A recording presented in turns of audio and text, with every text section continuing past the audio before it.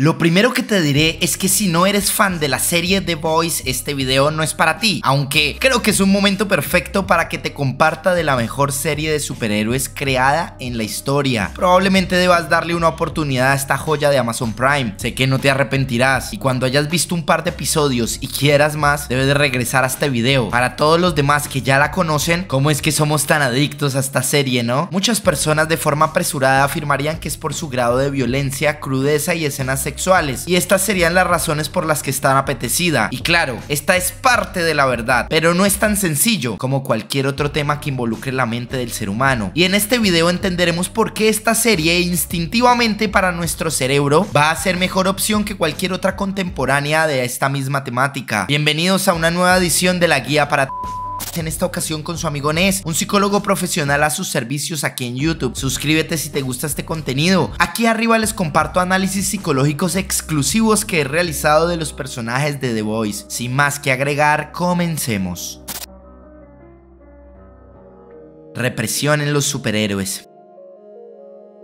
La primera de las razones por las que creo The Boys parece ser una serie que sin saberlo toda una generación necesitaba tiene que ver con el contexto del entretenimiento del que venimos todos los nacidos en los años 90 y 2000. Y aclaro, esto podría ser aún más fuerte para aquellos que nacieron en los años 80 e incluso antes, dado que para los fans de los superhéroes de esta época el maltrato por parte del entretenimiento era mucho peor. Pero para entender este punto debemos tener una pequeña clase de historia. Contextualizo, los superhéroes nacen literalmente en las tiras cómicas. Poco a poco y por el trabajo de genios como Jack Kirby, Stan Lee o Dennis O'Neil, entre otros muchos, los cómics fueron abriéndose paso y creando un grupo de adeptos bastante particular. Sin embargo, aunque estamos hablando de los años 50 y 60, la edad dorada de los superhéroes, la realidad es que el fan de estas historias obedecía mucho a lo que conocemos como el estereotipo friki. Hablamos de personas con gustos raros, muchas veces marginados sociales y por supuesto para la época una completa minoría. Y quiero que se imaginen que si los cómics, la mayor fuente de entretenimiento de superhéroes, estaban diseñados con una narrativa diluida en función de lo que tendríamos en el futuro, que como expliqué obedecía a un público limitado y en su mayoría infantes, imaginen cómo eran las series y películas en los años 60 y 70 de superhéroes. Como lo imaginan, humor puro. En el mejor de los casos, los niños podían divertirse y reír un poco, mientras que para los adultos esto no dejaba de dar vergüenza ajena. Y aquí estoy siendo honesto, no juzgo estos primeros programas. Fueron los precursores de lo que es el entretenimiento de superhéroes actualmente. Sin embargo, el tono, la intención y posteriormente las producciones eran altamente vergonzosas, y esto tiene mucho sentido. Se suponía que estas historias eran, como dije, para niños, no para adultos, y se suponía que debían tener ese enfoque ridículo para que los niños las pudieran disfrutar. Bueno, en la década de los 90 exactamente todo comienza a cambiar un poco. El tono de las historias de los cómics se pone más oscuro y por ende el entretenimiento de héroes es mucho más sofisticado. Pasamos de programas como los super amigos tan family friendly como podían serlo a series como las de Superman o Batman que desembocarían en una Liga de la Justicia tratando temas políticos, religiosos y hasta bordeando los sexuales sin ser ninguno de estos tan explícitos. Aquí es donde toma forma mi discurso, por eso hablé de la generación que nació en los años 90 y 2000, porque todos ellos fuimos niños que tuvieron un entretenimiento de superhéroe bastante pulido. Ya no era el programa ridículo que daba pena ajena, eran series con temáticas de héroes que algunos adultos también podían llegar a disfrutar. Coherente a esto, en el cine y la televisión comenzamos a ver producciones mucho mejor enfocadas. Hablamos de lo que hizo en los años 90 el Batman de Tim Burton, en los años 2000 el Spider-Man de Sam Raimi y claro, en paralelo se cometían errores y seguían habiendo producciones con algunos problemas. Pero este fue el preámbulo para la mejor generación de películas y series de superhéroes nunca antes visto, y no exagero. Nolan haciendo una película de Batman en la que el Joker gana un premio de la Academia, Marvel orquestado por Disney haciendo la saga de películas más largas, desembocando en la película más taquillera de todos los tiempos como lo fue Endgame, y todo lo demás que hemos venido viviendo en los últimos 15 años. Pero aquí es donde llegamos al meollo del asunto, y debemos entender que probablemente desde los años 80 en adelante los fans de los superhéroes ya no eran solo niños, al menos no exclusivamente. A ese fandom se le fueron adhiriendo los adultos jóvenes que tuvieron, como yo, una infancia bastante positiva en el tema de los superhéroes. Las generaciones crecieron crecían y el consumidor de cómics, películas y series de supers era mayor y por ende las necesidades del consumidor cambiaban. Para no hablar más relleno, aunque muy atractiva, la idea de los superhéroes seguía desembocando en conclusiones tibias y una versión diluida de lo que en realidad pensábamos debían ser. Un héroe como Wolverine, diseñado para atravesar a sus enemigos, poco podía hacer en sus cintas. Cíclope, un arma de rayos destructivos, se dedicaba a romper piedras o demás, y así cada uno de los héroes en la pantalla grande o chica eran solo una versión suavizada de sí mismos. Hay algunas excepciones, por supuesto, y desembocan muchas veces en joyas, pero es en este panorama donde nace la genial idea de adaptar un cómic tan sucio y vulgar como el creado por Garth Ennis, titulado por supuesto The Boys. Ya no había espacio para el romanticismo, ya no había lugar para más fantasías en las que un hombre con la fuerza para explotar cráneos tenía la nobleza del agradable señor que arreglaba el jardín en tu escuela. The Boys es necesario y diferente a todo lo que consumimos los fans de superhéroes, al menos lo que generalmente consumimos, porque por primera vez estos no estaban siendo reprimidos, suavizados o atenuados. Por primera vez sentimos que el héroe era lo que originalmente debía ser, una aberración de la naturaleza, un superhombre con los mismos pecados y defectos de cualquier otro ser humano, una estrella de rock que todos queremos ser menos ella misma, involucrándose en constantes polémicas hasta acabar con su vida. Este ambiente de corrupción, lujuria, violencia y bastantes trastornos mentales nos hacen pensar a ti y a mí que The Boys se acerca más a la realidad que las historias genéricas de superhéroes que antes veíamos. Esto por supuesto es un engaño para nuestra mente, no es que The Boys sea más real, pero es un engaño que necesitábamos. Ya murió la edad dorada y romántica del héroe, también la oscura y la trágica, y The Boys representa la edad cruda de los héroes. Ya no son dioses, ya están muy cerca a ti y a mí, y lo más interesante de esta serie es que tú no empatizas con los héroes. Escúchame bien, porque así sería en la vida real si estos existieran. Siempre soñaste con ser el Clark Kent, el Peter Parker o el Tony Stark, pero la realidad es que al igual que nuestros amigos en The Boys, tú y yo seríamos espectadores ante estos superhombres. Seríamos el frágil fan que puede morir en manos de estos despiadados seres. Seríamos literalmente los mismos que somos hoy en día, solo que con más miedo a salir a la calle. Eso se llama empoderar al fan de los superhéroes como fan y no como héroe. Nos invita a dejar de soñar con tener poderes o ser héroes. Nos cansamos ya de desear tener poderes, nos cansamos de querer ser héroes, y The Boys nos muestra que tal vez es mejor no tenerlos, que estos parecen más una maldición que una bendición, que nuestra condición de espectadores es mucho más interesante.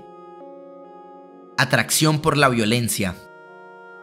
Ahora, les dije que no sería tan sencillo. Lo anterior, aunque no corta, era una pequeña contextualización de cómo llegamos hasta este punto de la historia en el que los superhéroes dejan de ser atractivos por volar y se hacen atractivos por ser tan inmorales como nuestro amigo sucio que habla muchas cosas que en realidad no hace. Pero existen más razones por las que este tipo de series se vuelven adictivas para nuestro cerebro, y tiene que ver por supuesto con la fascinación del ser humano por la violencia. Muchos creían en el pasado que el ver películas de terror gore o de violencia alta con muertes constantes y peligro era símbolo de una tendencia antisocial o psicópata por parte de los espectadores. Sin embargo, esto está muy lejos de la realidad. Es más, la mayoría de personas buscan y disfrutan este contenido, y hablamos de miles y millones de personas en el mundo, y les aseguro que no es por esta tendencia que algunos creían. Al contrario, este gusto podría ser una reminiscencia de la lucha por la supervivencia que vivíamos como especie en el pasado, donde constantemente nuestra vida estaba en peligro. En ese caso, la violencia concentraría la curiosidad humana porque es, junto al sexo, el factor que más puede afectar a la multiplicación de nuestros genes. Sí, como lo escuchan, una de las razones por las que cuando ves un titular de una masacre te metes a leer qué ocurrió o hasta a ver videos bastante perturbadores es porque como especie te interesa instintivamente la supervivencia y la prevalencia de tus propios genes. Y estas noticias de forma egocéntrica te recuerdan que tú estás sobreviviendo y que otros no. Otra hipótesis sostiene que las noticias sobre sucesos macabros nos hacen vivir momentos de activación con final feliz, ya que no somos las víctimas de dichos sucesos. Todo se explica desde los ojos desde los que se está viendo. Para muchos, una masacre es una muestra de la maldad humana, objeto de pesar y pena, pero instintivamente que otros mueran te hace sentir a ti vivo, te hace recordar que tú podrías morir o sufrir, pero no lo estás haciendo, y esto te genera alivio. Por último, series tan violentas como The Boys nos gustan porque porque adentrarnos en la atmósfera criminal crea una tensión que se relaja cuando cerramos el libro o apagamos la tele de dicha fuente de violencia, y esto produce una liberación de endorfinas que nos hacen sentir bien. Es decir, que tanto drama ficticio es necesario para hacernos sentir alivio en nuestra mente cuando tenemos el poder de detenerlo.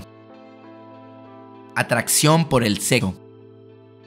Bueno, nos gusta la crudeza, nos gusta la violencia, pero por supuesto también nos gusta el sexo. Esto es biológico, una necesidad básica que se convierte casi en primaria en la etapa adulta, al menos a nivel afectivo. Esta explicación es mucho más sencilla. En pocas palabras, si funciona en el porno, funciona en una serie. Además de la tendencia instintiva que tenemos para excitarnos con las zonas erógenas de otras personas, en nuestro cerebro existen las llamadas neuronas espejo, neuronas por las cuales cuando vemos dos personas teniendo relaciones sentimos que nosotros somos una de estas y nos sentimos excitados como si estuviéramos en el acto mismo, aunque en realidad solo seamos espectadores. Como dije, así funciona con el porno, así también funciona con las series o con los programas. Por eso nos gustaba tanto Game of Thrones, por eso nos atrae The Voice. Hay muchas zonas erógenas expuestas y muchos actos que nuestra mente va a disfrutar ver. Pero ahora te pregunto a ti, ¿por qué crees que esta serie es tan apetecida? ¿Qué la hace tan especial? Los leo allá abajo en la caja de comentarios.